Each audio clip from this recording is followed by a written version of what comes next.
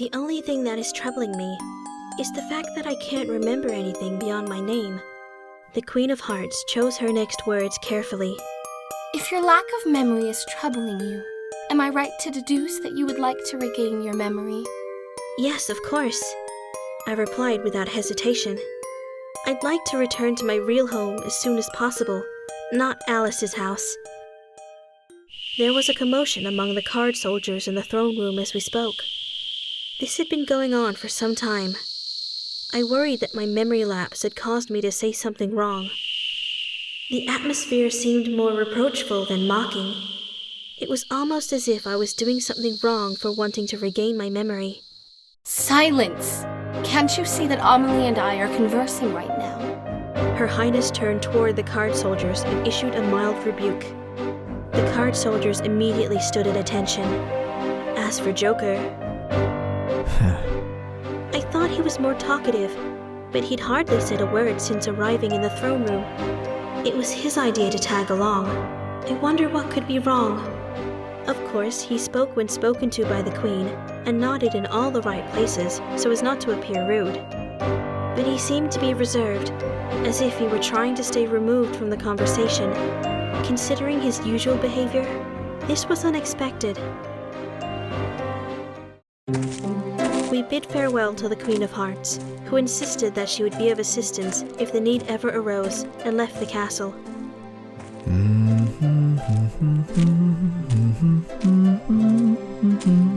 I realized Joker was humming cheerfully.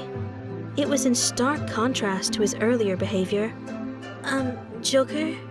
Yes? You seemed pretty quiet at the Castle of Heart. Were you not feeling well?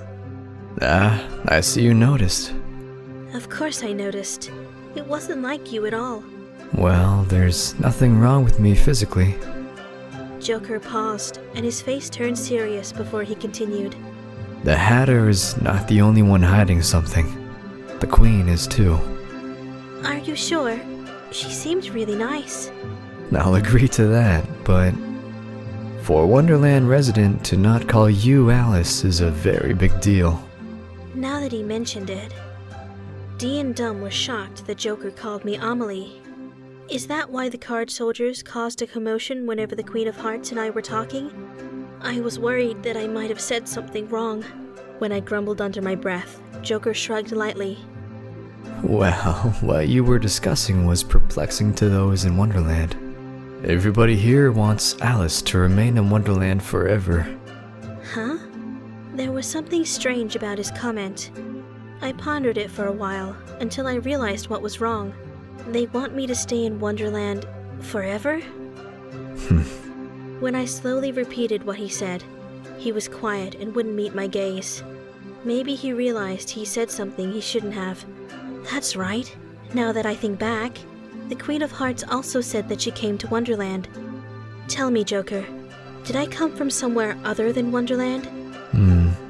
Joker was silent at first, but after a while, he looked into my eyes and stated clearly, Yes, that's right. But I can't tell you anything more, seeing that I'm also a Wonderland resident. There are things I can talk about, and things that I can't. I have a hard time accepting that. If you know something, please tell me. I can't. Don't you remember what Luke said?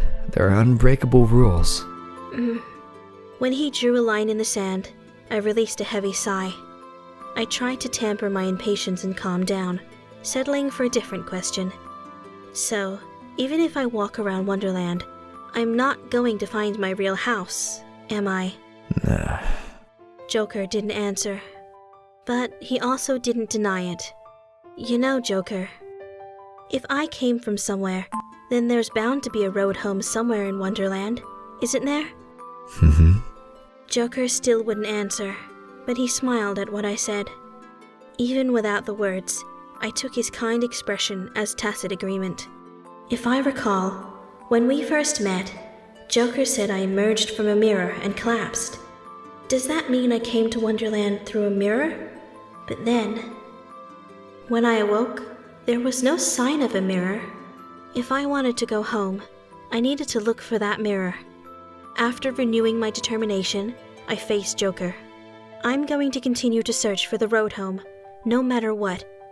I'm not giving up on trying to regain my memory. I see. Joker gave a little nod and stared at me with his rose-colored eyes. My heart started to beat faster under the intensity of his gaze. Amelie, What? you're determined to get your memory back, aren't you? I can see that your mind is set. After talking and spending time with you, I think I can trust how you feel, Amelie. Joker continued to stare at me, and as he slowly spoke, he was uncharacteristically serious. But if the memories you lost were no good, would you still want to know? I'm sure there must have been fun moments in your past, but undoubtedly, there were other times which weren't so pleasant. Can you still say unequivocally that you want to remember your past? I met his gaze, refusing to look away. In his case, he can't remember the crime he committed, but there was no doubt in his mind that his was not a good one. When I spoke next, I chose my words. I think everyone makes different choices, even when it involves recovering lost memories. I might choose to remember, but there was nothing wrong with that. Likewise, if I were to choose not to remember, it was nobody's place to criticize my decision. I'm not saying that regaining one's memory is definitely the right decision, but I still want to know. How am I supposed to move forward if I don't know myself or anything about my past? I spoke with conviction. Joker watched me and listened quietly. As it is now, I don't know the first thing about myself. I can't bear remaining adrift like this, having nowhere to plant my feet. That's why I don't care what my memories hold. I want to know more about myself. That's all. Joker seemed taken aback. He regarded me so intensely that I started to get embarrassed. But he continued to regard me, his gaze never wavering. What is it, Joker? My gaze almost faltered from discomfort when he continued to stare at me. I wondered if my face was red from becoming flustered. Instead of laughing at me, Joker spoke in a voice that was lower than usual. All right, you convinced me. Now it was my turn to be surprised. As I stood there dumbfounded, Joker laughed and said lightly, After hearing your impassionate plea, I found that I'd like to know more about my own past, regardless of the crime I committed. I've realized that I feel uncomfortable allowing myself not to know the person that is me. Joker then extended his hand toward me, as if he wanted me to shake it. From now on, I'm going to search for a way to regain my lost memory. Together with you, Amelie. Joker. Upon hearing his words, warmth spread through me. I had been feeling all alone in this unfamiliar place of which I had no memory, and there was no one I knew. Joker's coming with me. That means he's on my side, doesn't it? Joker's eyes narrowed playfully as he watched me savor his words. I can help you as long as we share the same objective, can't I? If you have a problem with it, I'll act on my own. Was there ever any question? Of course I want your help. I grabbed for his hand and shook it frantically up and down. Joker smiled in satisfaction, either at my response or my impatience. Let's do this together, Joker. I don't have any point of reference, but I'll do my best. I promise not to throw in the towel and bail on you along the way. Joker giggled in response. You're very earnest, Amelie. That's right. Because, to be honest, I can't really be of much help to you right now, can I? I appreciate your help, but under normal circumstances, I wouldn't be able to do anything on my own. I would be leaning entirely upon you, and that's not what I want. That's why I want to promise that I'll do the best that I can. It's as much for you as it is for me. Well, good for you. He reached out and patted me lightly on the head. But don't overexert yourself. Listen, I can only do what I'm capable of. The same goes for you, Amelie. Don't try to do more than you can. Joker. Unlike me, you just lost your memory recently. Don't forget, you also need to get used to life in Wonderland. It makes sense that there are things you can't do yet, doesn't it? I was touched by his consideration and whispered softly, Thanks, Joker. Joker is very kind. His words were almost too kind as they seeped into me. Suddenly, I see that you formed a friendly bond. But I have to interrupt. just when I thought I heard a sweet voice floating from somewhere. Without warning, Kyle was standing before us. Kyle, you're going to pay for the other day. Huh? What are you talking about? Don't try and fool me. You used the teleportation spell and dropped me on top of Joker, didn't you? He looked as if he had no idea what I was talking about, which momentarily confused me. Does that mean Joker jumped to the wrong conclusion? Then who in the world teleported me? Kyle didn't bother to wait for me as I pondered this. He turned his amethyst-colored eyes on Joker and spoke in a cool tone. Joker, this tale is in trouble if you insist on doing as you please.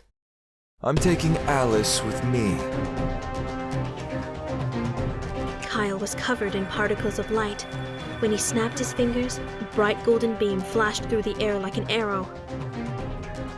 The arrow adjusted its speed imperceptibly as it headed straight toward Joker. Don't tell me this is your best. Joker's taunts were accompanied by playing cards attacking Kyle's light. Without sparing a moment, Joker went for the next light. The remaining light suddenly changed course and targeted me. Joker cast a spell in an attempt to protect me, but Kyle's arrow broke into countless smaller ones and showed no signs of slowing down. They transformed into interminable rain falling down on me.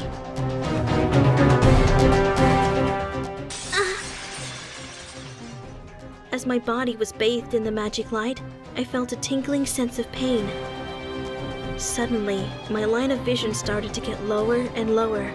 I hadn't realized that my body was shrinking until the magic had finished doing its work. Over here, Alice.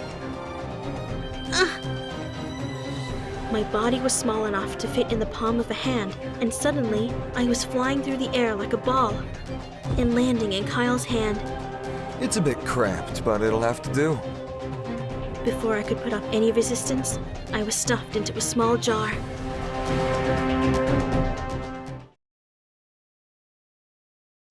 I'm Al, the White Rabbit. I've been put in charge of the next preview, so I'll do my best. Let's take a quick peek at the next page. When that guy thinks of that girl as nothing but Alice. I'm not happy that you took Amelie, even if it is for only a short time. Joker. My chest started to ache. I clasped my hands tightly together. Just so you know, I didn't have a choice. If I hadn't taken action, neither of you would have listened to what I have to say, would you? Oh no! No fighting, you guys! Let's have some carrots and makeup, okay?